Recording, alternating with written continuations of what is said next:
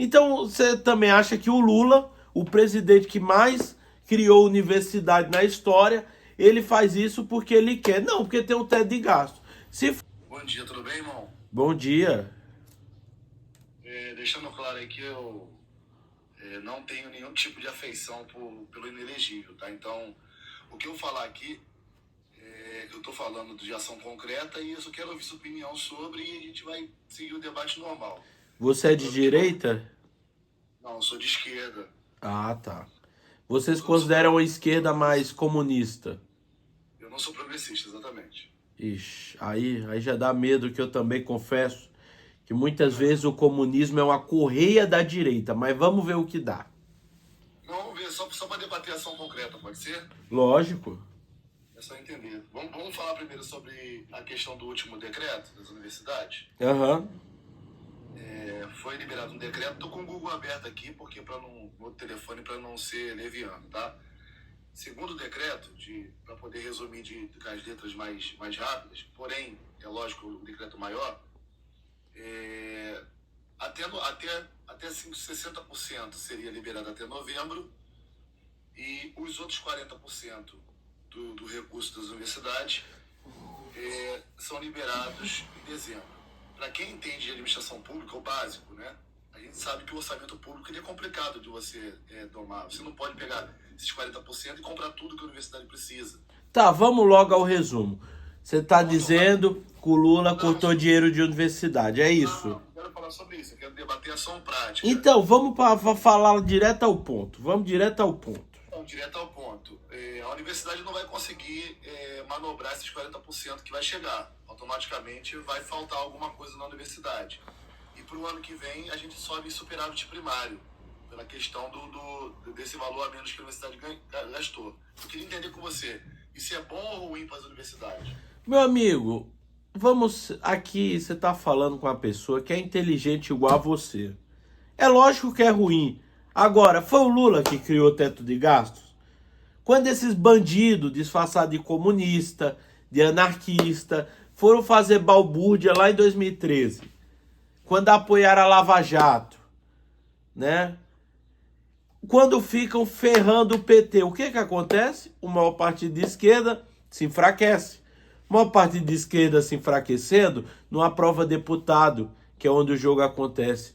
Não tem uma bancada grande de senador, e a gente não consegue reverter esse projeto desde 2016 para ferrar o Brasil.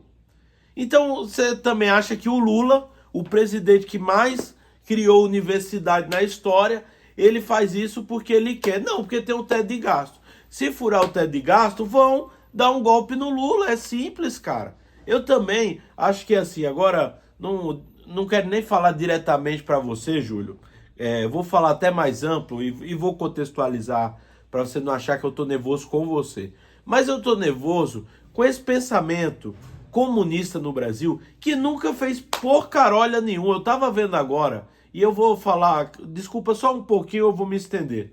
Duas situações que eu peguei na prática o reflexo desse movimento neocomunista web, né? Eu há muito tempo, né, eu me formei em 2000 e... Quando foi que eu me formei mesmo? 2021. 4 anos de faculdade, graças a Deus, nunca peguei exame, nunca reprovei, passei em pedagogia aqui na Unesp. Sempre fui do movimento estudantil, né? Mesmo trabalhando, mesmo estudando, sempre tive nas mobilizações, né? E lá já existiu esse movimento comunista ruim, que é o PCB, que era na época o PCB, né? O PSOL. Cara, eu voltei agora lá para ver a eleição do meu DCE, ver a nova molecada, né? Que eu praticamente estou encerrando o meu ciclo de juventude, tenho 28 anos. Existe uma porcaria chamada PCBR do Jones Manuel. Cara, os moleques são completamente burros.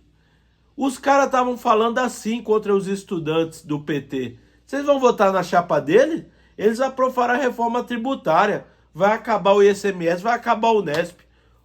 Olha o que o Jones Manuel passa para as pessoas. E passa esses discursos antifundo. Aí hoje eu tava vendo também um podcast com um moleque também influenciado por Jones Manuel, falou o seguinte: isso eu concordo com o Jones. Eu não sei se é bom o Brasil ter ferrovias, porque vai encher o bolso dos oligarcas brasileiros. É sem palavra pensar assim. Um negócio que vai melhorar a vida do trabalhador, que vai dar emprego, que vai melhorar a economia, que vai melhorar a logística. Os caras bancam essas ideias. Então, assim, eu peço aqui a reflexão. Não tô nem falando diretamente do Júlio, mas para todo mundo que entra nessa de neocomunismo, cara, pesquisa mais, vê a história do PCB no Brasil, vê a história do comunismo do Brasil. Nunca foi um movimento de trabalhadores e nunca vai ser. Mas desculpa pelo desabafo, viu, Júlio? Não, beleza, respeito. O posicionamento é para ser respeitado e debate é isso, né? Debate não tem vencedor. Debate a pessoa expõe o que ela acredita e normalmente eu jamais eu vou entrar aqui na sua live e vou alterar a voz ou algo do tipo. Até porque se eu alterar a voz e ficar nervoso numa explanação, eu entendo no debate, né? Eu aprendi isso na UFRJ, né? Aqui do Rio de Janeiro. E quanto mais você altera a voz no debate, diz mais sobre você, a falta de dominância sobre o assunto. Ainda falando sobre as universidades, a gente tem um plano, o Brasil demonstra um plano de falta de apreço por universidade desde 2013, na verdade, né? O último orçamento alto para as universidades que tivemos no Brasil foi em 2013. E foi no governo do PT, foi o maior orçamento que tivemos, e logo após isso ele vem em queda, teve um decréscimo muito grande. Essa curva das universidades, estou com o Google aberto aqui também, você pode abrir também sem problema, tá? Eu conheço, Júlio, eu conheço. Essa curva ela teve uma deflação e piorou no governo do genocida. Logo após isso, ela sobe um pouquinho em 23, cai em 24 e está prevista cair muito mais em 25. Resumo da história. Vai faltar dinheiro para pagar água, vai faltar dinheiro para pagar luz, vai faltar dinheiro para bolsa estudantil, vai faltar dinheiro para pesquisa, que no Brasil, como cidadão médio comum, ele acaba não tendo a noção, e o governo anterior, né, daquele cidadão inapto, ele falava muito que a universidade era balbúrdia. E as pessoas que passam pela ponte Rio-Niterói, por exemplo, no Rio de Janeiro, eu não sei se é um fato público e notório para você, elas não sabem que a ponte Rio-Niterói ela oscilava 1,6 metros, brother, em dias de muita ventania. E a Universidade do Rio de Janeiro, a UFRJ, ao qual eu fiz, né, a licenciatura em História, desenvolveu, a turma de engenharia daqui, molas para a ponte Rio-Niterói, e hoje pode ter a maior tempestade que a gente enfrentar da história, que a ponte Rio-Niterói continua a circulação de carro. Para quem não sabe, a ponte Rio-Niterói, há 40, 50 anos atrás, ela parava durante ventanias, porque ela oscilava demais, né? É uma estrutura dentro do mar. Resumo, a universidade produz muito conhecimento. E ver isso acontecer com a universidade é sinal que nós vamos regredir em conhecimento, porque se falta dinheiro para pesquisa, automaticamente em relação ao conhecimento, a avanço tecnológico, nós vamos regredir. E isso vai totalmente contra. Isso vai totalmente contra um governo que em 2013 fez o que fez pela universidade, né? Liberou o maior orçamento da história da universidade. Está indo realmente de encontro. E o que aconteceu não foi via lei. O que aconteceu da universidade agora não conseguir cumprir as demandas foi através de decreto presidencial, cara. Decreto presidencial. É isso que é complicado. E fica muito complicado de você tentar conjecturar isso dentro do cenário político, porque veio da caneta do presidente. Não, peraí, Júlio. Júlio, primeiro eu quero falar uma coisa pra você. Eu e você, a gente pensa exatamente a mesma coisa sobre a Universidade Federal. Eu confesso que eu tenho algumas ressalvas. Eu acho que tinha que melhorar, sim, as iniciações científicas. Tem muita iniciação científica e pesquisa que é grosolândia, que é lobby para professor enricar, né? Vou dar exemplo do que eu vivenciei no meu curso. Aqui na Unesp tem professora que criou uma linha de pesquisa sobre bullying, uma linha de pesquisa aí que tem investimento totalmente público, de inúmeros bolsistas de mestrado, das pesquisas dela, doutorado, e ela utiliza esse conhecimento vendendo consultoria para escolas privadas, né? Em torno de 10 a 20 mil intervenções. Ela vai lá, passa um mês na escola, cria projeto anti-bullying com conhecimento que ela pegou da Unesp, né? E ela vende isso para iniciativa privada. Ela não faz na periferia, nas escolas da periferia. Então, eu também não sou um fanista dos modelos da universidade no Brasil. Acho que tem que ser melhorada, sim, tá? Sou contra os cortes. Agora, é aí que a gente tem um problema de divisão ideológica. Primeiro, o Brasil hoje não é mais um regime presidencialista. A gente precisa aceitar isso. Entender que não depende do PT. O PT, comparado hoje ao PL, a União Progressista, o PT é o quê? O PT é nada, né? E isso começou desde o golpe da Dilma. Deram um golpe na Dilma, iam dar um golpe no Michel Temer, ele vendeu uma parte do orçamento para o Congresso, o Bolsonaro, nas brigas dele com o STF, vendeu outra parte maior. É presidencialista o Congresso, que hoje tem 55 bi do orçamento.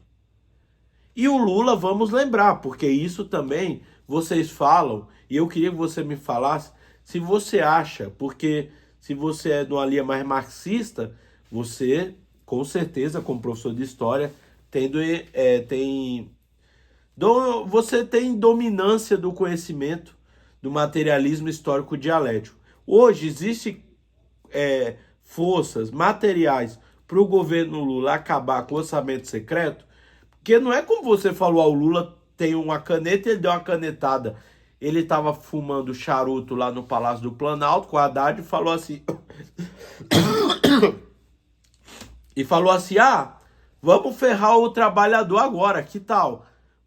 O Lula falando pro Haddad, né? O Haddad fala, não, vamos ferrar. Vamos ferrar o quê? Vamos ferrar as universidades federais que eu construí aqui e meu projeto agora é acabar. Não, não é assim.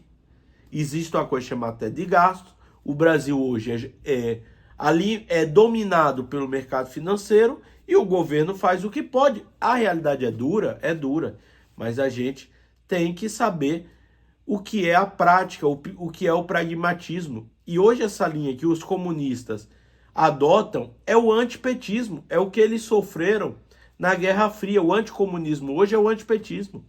É para enfraquecer o Partido dos Trabalhadores. Enfraquecendo os partidos dos trabalhadores, a gente teve uma pequena amostra agora que não foi substituído pelo PSOL, não foi substituído pelo PCBR, não foi substituído pelo PCB ou pela UP. Quem substituiu o espaço que o PT deixou foi o Centrão e a extrema-direita.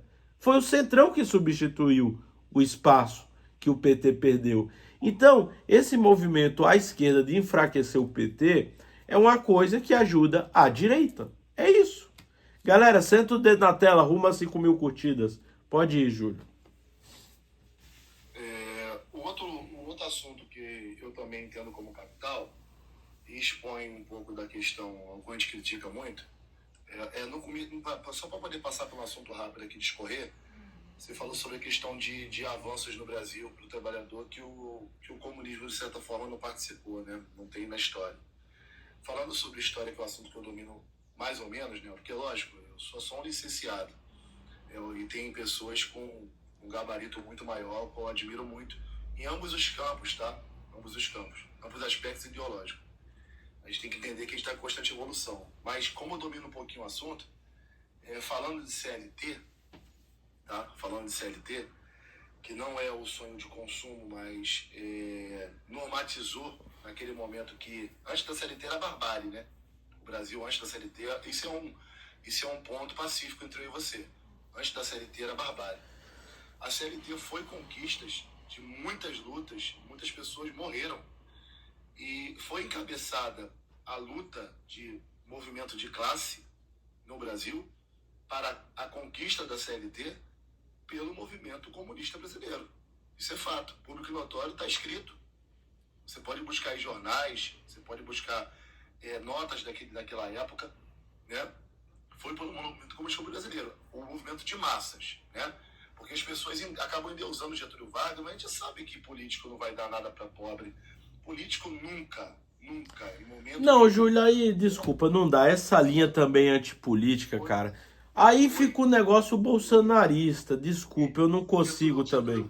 Getúlio Vargas, ele foi obrigado pelo movimento de massa e pela pressão social a fazer algo naquele momento. Ô, Júlio, o PCB não tinha 100 mil filiados.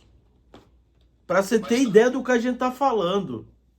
Você tá falando de PCB, eu tô falando de movimento de massa. Mas que organiza o movimento de massa são os partidos, era inclusive o PCB. O PCB nunca teve essa relevância. Porque, tudo bem, o que é o movimento? Nunca teve. A época da ditadura, a época da ditadura, meu amigo, nós não tínhamos ensino médio público. Olha o que você está falando. Mas é isso que eu tô com. É isso, eu concordo com você. O ensino médio público pro Brasil foi luta de classe. Foi greve de professores. Tudo bem, mas não quer dizer que todos eram comunistas. Vocês não podem manipular a história. De onde, jovem? Cara, as pessoas, elas não começaram a fazer luta política quando veio essa tal de ideia chamado movimento comunista. O movimento comunista sempre foi uma coisa nichada no Brasil, entendeu? Como também existiu o movimento anarquista. Nem todo operário no Brasil era comunista, entendeu? Mas até hoje no Brasil, se você movimentar a classe no Brasil e botar, sei lá, 10 milhões de pessoas na rua para poder lutar pelo fim da escala 6x1, você não vai botar 10 milhões de comunistas, meu amigo. É isso. A ideia comunista socialista de movimento de classe não é somente pegar o trabalhador de forma ideológica e transformar ele no marxista. É fazer ele ter ideia de bem-estar social. Você pode perceber que todos os movimentos da face da Terra que eclodiram, né, e chegarem a algum questão de bem-estar social para o trabalhador, não foi transformando o trabalhador teoricamente em comunista. A luta da CLT no Brasil não foi para transformar ninguém em comunista, mas foi uma ideia naquele momento que a gente conseguiu juntar as pessoas do Brasil para uma visão de bem-estar social, entender que eles viviam uma barbárie, entender que aquilo não estava legal, para que eles se movimentassem em massa e chegassem num contexto de pressão social a fim de o poder posto naquele momento fazer algo pelo trabalhador. E sempre vai ser assim, sempre será assim, nunca será por questão do maior. Isso é histórico na face da Terra, desde o início da humanidade. Nunca o maior e mais poderoso, por livre e espontânea vontade, dará algo ao mais pobre e oprimido, meu irmão. Você sabe disso. Mas o Getúlio Vargas... Sempre será assim. Mas assim, eu acho que vai ficar um debate histórico muito longo. Eu agradeço a sua participação, tá? Eu quero também falar sobre outros temas, quero falar aí... A gente pode falar sobre o Banco Central, vamos falar sobre o Banco Central? Não, assim, eu não quero ficar aqui, é o que eu falo, eu sou contra esse modelo comunista de ser uma correia da extrema-direita. Então eu também não gosto de ficar dando muito palco, entendeu? Mas eu agradeço a participação, eu peço reflexão, tá? Mas também não vou ficar debatendo aqui com comunista, com coisa que... Pô, é melhor debater com bolsonarista.